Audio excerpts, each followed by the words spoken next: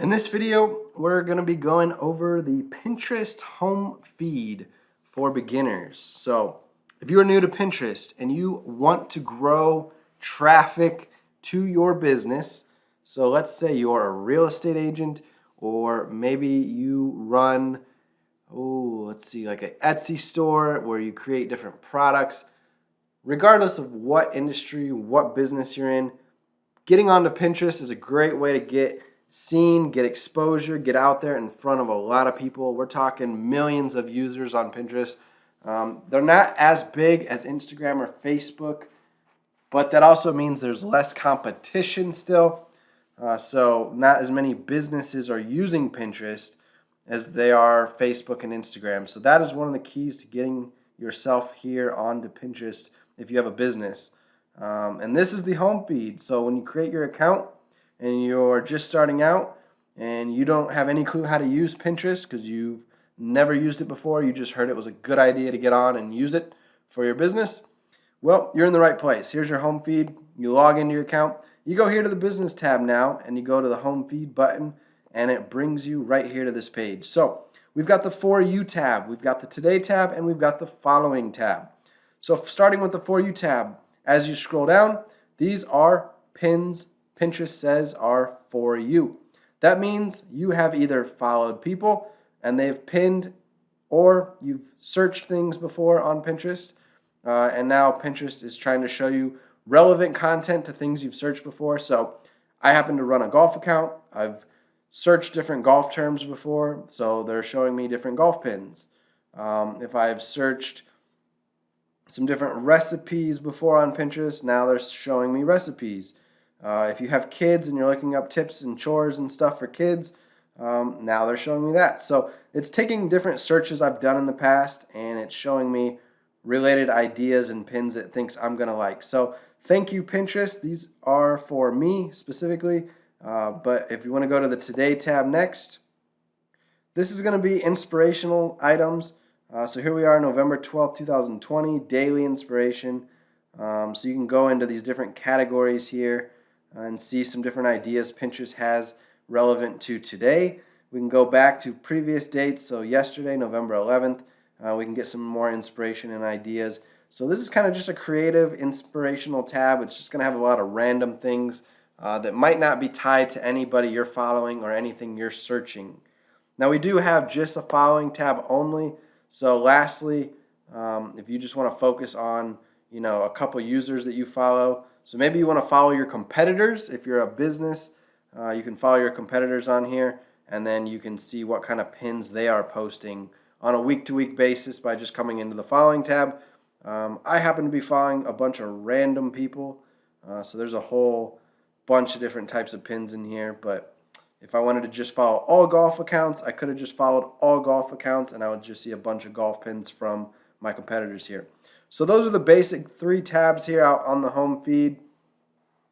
So these are going to be, again, just pins that Pinterest will suggest to you. So let's flip that around now and think of it from the consumer standpoint. So if you're a business owner, you're out here on Pinterest, you're adding pins using this Create tab here, drop down, boom, click Create a Pin. All of a sudden, you publish one of these pins. So let's just show the left rough, for example. They published this pin here. Simple techniques for uphill, downhill lies. So they got on here, hit Create Pin, created this pin, published it, and now I'm seeing it. So if you're a business owner and you're pumping out pins on a weekly basis, consumers are going to get onto Pinterest. They're going to scroll their home feed, and that's where they're going to come across your pins. And now they can click on your pin. They can read the description that you wrote. They can read the title that you installed at the top here when you created the pin. And then lastly, they can click follow if they want to follow you. All right, it's pretty rare that they're going to add a photo or a comment. These are just kind of extra things down here. But the main thing you want to do is have a good catchy title that draws their attention to what this article is going to be about, what the description is of the article, and if they're interested enough, they'll go ahead and click on the pin itself and it'll open up a new link to that website, to that blog article. Or they can go here and click on it and it'll take them to the same blog article by clicking this direct link. Now other users, they're just going to think it's a cool looking pin and they're just going to save it for later so they can check it out later. Maybe they're going to come back and actually take time to read the articles, but right now they're just scrolling. They don't want to jump off of Pinterest and go over to some other website, so they might save it to a board of theirs.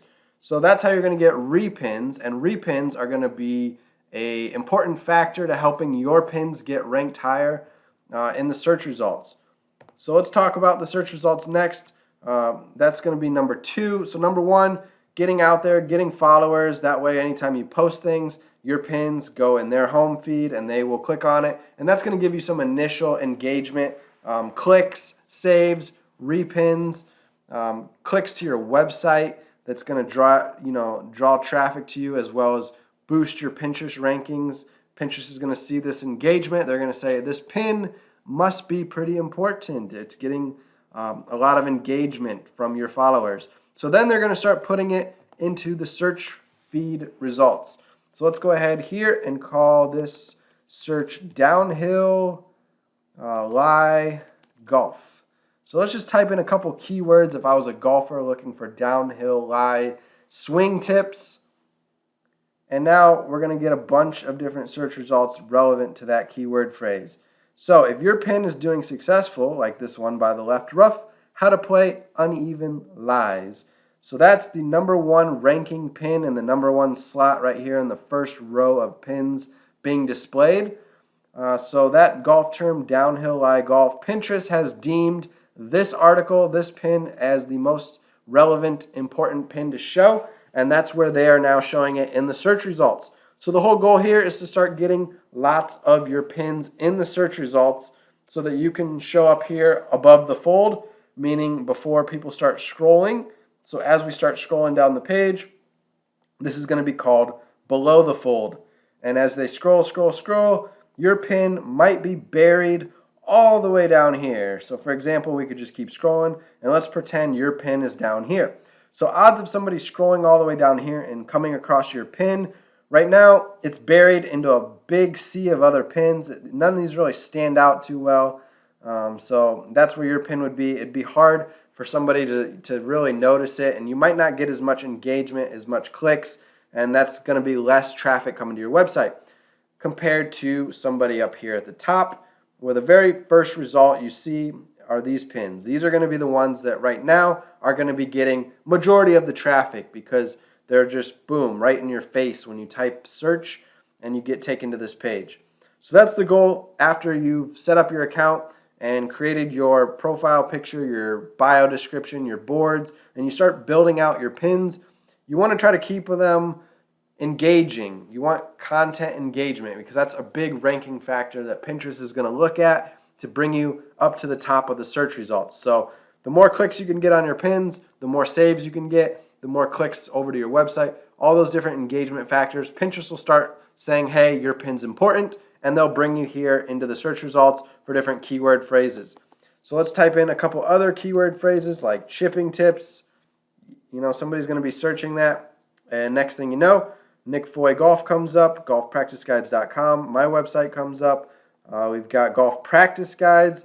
They're showing now profiles you might love. So this is saying, hey, here's an account you might want to follow. So that's another cool feature that Pinterest recently added. Not only can you get your pins showing up in the search results, but your profile can show up in some of the main search results as well. So you can actually get more followers if your profile ends up being, a featured snippet like mine is here in this example. All right, last tip I've got for you today if you're just setting up your account. I know we wanted to talk about the home feed in this video, and we've kind of gone off track here and started talking about search results and SEO, but one of the things you'll notice here, pins that stand out tend to be these taller vertical style pins. I know in the last example, as we scroll down the page, there were just a ton of video, short little small images that were showing up, and that might be what Pinterest has deemed relevant and important for that specific keyword phrase we typed in. For chipping, it looks kind of back to normal. We've got a lot of tall vertical pins here, and a lot of them are from my website, which I only notice because I always put these bright blue banners at the bottom that say Nick Foy Golf, golfpracticeguides.com. And I also use the same kind of hazy white overlay with big black text, so I can quickly, spot a lot of my pins here that are showing up right now for chipping tips.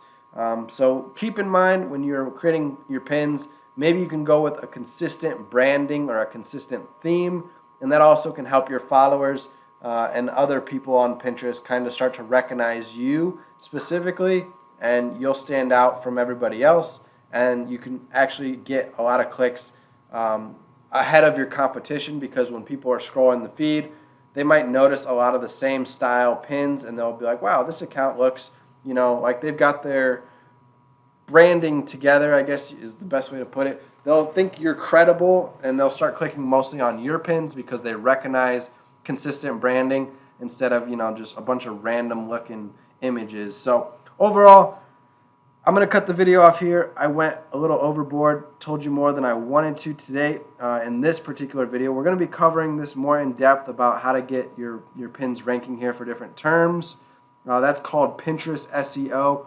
I do have some videos already on my channel, but as we head into the new year, 2021, things change, things have been updated, and we need to come out with a couple new videos to teach you the most up-to-date Pinterest SEO strategies. So make sure you subscribe to the channel. Hit that thumbs up button today if you got value. Actually, you could do me a favor and just smash the like button. Make sure you're smashing it. That is the only way it will work. And then once you've done that, you need to get started working on your Pinterest account. No more watching videos. Go out there, take action, get started, build your Pinterest account, build your pins, start creating content that is consistent with your branding, and you're going to start seeing success. Have fun, my friends. I'll see you soon.